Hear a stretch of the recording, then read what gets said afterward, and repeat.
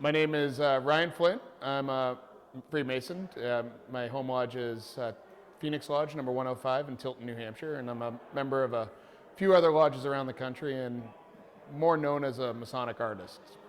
I actually met both of them at a Masonicon in Attleboro, Mass, probably about 7 years ago, and attended one of their presentations and talked their ears off at a table after the fact, and known them ever since.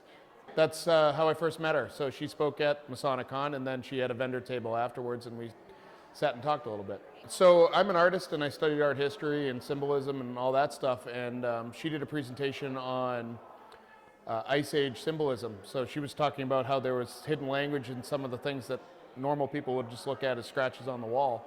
And, that's not in any of the books that, you get in art school. And it was interesting. It was one of those things like I never knew this existed, so I was riveted to it.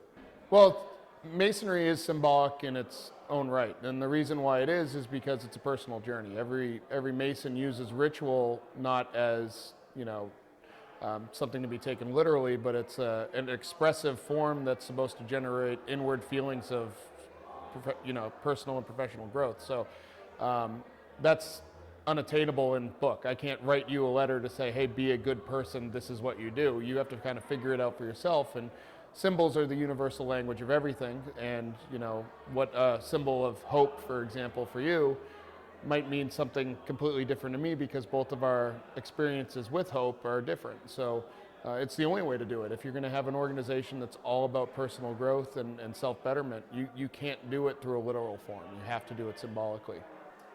Well, we're taught to learn the 7 liberal arts and sciences, and basically educate ourselves as we go through our degrees, and that our entire life's goal is education, learning about all this stuff. And one of the 7 liberal arts is astronomy.